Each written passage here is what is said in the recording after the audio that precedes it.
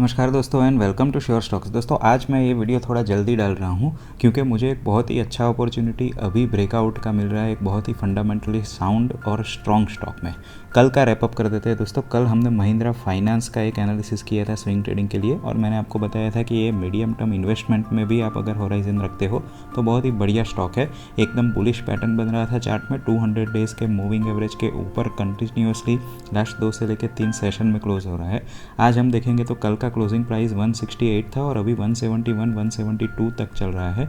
आप इसको अभी भी होल्ड करिए जब तक हमारे टारगेट नहीं आते हैं। इवन आप 8 से लेकर 10 महीने के होराइजन के लिए भी सोच रहे हो तो बहुत ही अच्छा ये स्टॉक है।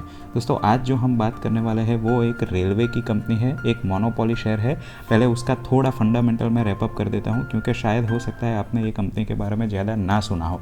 ये जो हम बात कर रहे हैं दोस्तों, ये एक स्मॉल कैप कंपनी है, RailTel corporation of India limited. एक मोनोपोली स्टॉक है दोस्तों। इंडियन रेलवेज़ का एक मिनी रत्न कंपनी है ये, और जहाँ रेलवेज़ के सिग्नलिंग का काम आता है, ब्रॉडबैंड का काम आता है, कम्युनिकेशन का काम आता है, तो सिर्फ और सिर्फ इनको ही दिया जाता है। और वो ये एक नोडल एजेंसी है जिनके थ्रू बाकी कंपनीज़ को इम्प्लीमेंटेशन के लिए काम दिया जाता है। दोस्तों सिर्फ 4,500 करोड़ से भी कम का मार्केट कैप है। 138 रुपीज़ पे ये स्टॉक अभी चल रहा है और इसका जो 52 वीक्स हाई आप देखोगे तो 190 रुपीज़ था। अगर हम इसके फंडामेंटल की बात करें दोस्तों तो पी रेशियो 23.7 है।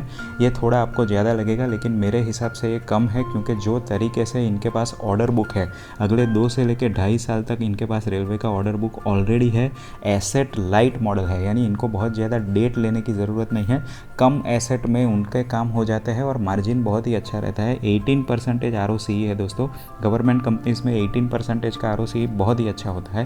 रिटर्न ऑन इक्विटी 13% है। कंटिन्यूसली कंसिस्टेंटली डिविडेंड देता है और डिविडेंड की हिस्ट्री भी है दोस्तों। बहुत ही अच्छे वॉल्यूम के साथ इसने आज हमको एक कप एंड हैंडल पैटर्न बनाया है जो हम टेक्निकल एनालिसिस में देखेंगे। लेकिन अगर आप यहाँ देखेंगे तो 200 डेज़ मूविंग एवरेज के ऊपर आज इसने ब्रेकआउट दिखाया है। 50 डेज़ मूविंग एवरेज के ऊपर ऑलरेडी ये चल रहा है, तो एक बहुत ही अच्छे मीडियम टर्म हॉराइजन में भी बुलिश पैटर्न में ये स्टॉक ऑलरेडी है। जैसे कल हमने महिंद्रा फाइनेंस का एनालिसिस किया था दोस्तों, ये भी बहुत ही अच्छे वॉल्यूम के साथ यहाँ ब्रेक कर रहा है 200 डेज़ मूविंग एवरेज को। लॉन्ग टर्म में ये एक इन्वेस्टमेंट के लिए भी बहुत ही अच्छा इंडिकेशन है और वॉल्यूम के साथ ब्रेक करना ये हमको लगता है कि स्ट्रॉन्ग बनाता है ब्रेकआउट को। जो अभी इसका ट्रेलिंग 12 मंथ्स का सेल्स है, लाइफ टाइम हाई सेल्स है 1300 करोड़ का। अगर आप प्रॉफिट देखेंगे तो 138, तो almost near to lifetime high है दोस्तों। तो जब सेल्स लाइफ टाइम हाई होता है, profit already it is inching towards life time high, तो स्टॉक का लाइफ टाइम हाई प्राइस बनना एकदम लाजमी होता है दोस्तों। लास्ट 5 साल में आप देखोगे तो 500 करोड़ से 1300 crore, almost 3 times sales. It is going to be most growing PSU। अगर दोस्तों डेट देखोगे तो बोरोइंग बहुत ही ना के बराबर है। आप देखोगे तो 43 करोड़ का बोरोइंग किया है। और हम देखेंगे तो कंटिन्यूसली उनके जो फिक्स एसेट है वो लास्ट 2 साल में बढ़े हैं। तो इसके सामने आप रिजर्व देखो दोस्तों, 1000 करोड़ का रिजर्व।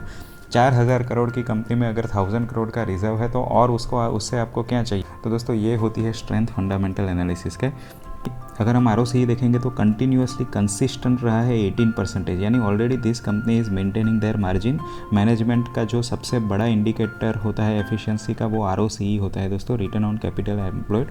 तो ये ऑलरेडी ये मेंटेन कर रहे हैं। तो मैनेजमेंट भी, जो गवर्नमेंट में हमको एक रिस्की लगता है, बट यहाँ मैनेजमेंट बहुत ही एफिशिएंट है और कोई भी हमको फंडामेंटली इश्यूज़ नहीं लगता है। शेयर होल्डिंग पैटर्न देखोगे तो गवर्नमेंट के पास ही 73% के करीब शेयर है, पब्लिक के पास सिर्फ 19% है। FII और DII ने भी ये शेयर को लिया हुआ है। अभी टेक्निकल एनालिसिस कर देते हैं दोस्तों।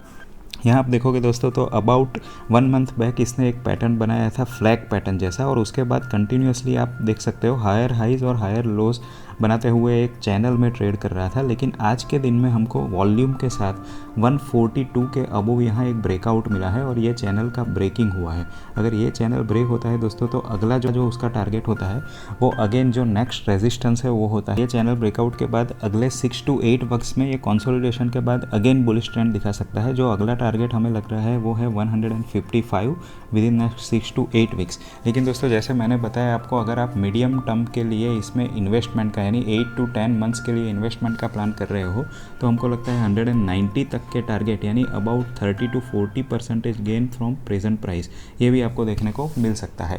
तो आप आपका एनालिसिस खुद करिए, ड्यू डिलीजेंस करिए, जैसे मैं बताता हूँ मनी मैनेजमेंट के प्रिंसिपल को फॉलो करिए, अपने फाइनेंशियल एडवाइज़र की एडवाइस लीजिए और उसके बाद ही इसमें कोई ट्रेड या इन्वेस्टमेंट का शेयर मार्केट में डिसीजन लीजिए। Thank you and God bless you. अगर आपको ऐसे इंसाइटफुल प्रॉफिटेबल आइडियाज़ पसंद है तो hit the like button, write in the comment what you want to listen from us next and subscribe to this channel Sure stocks.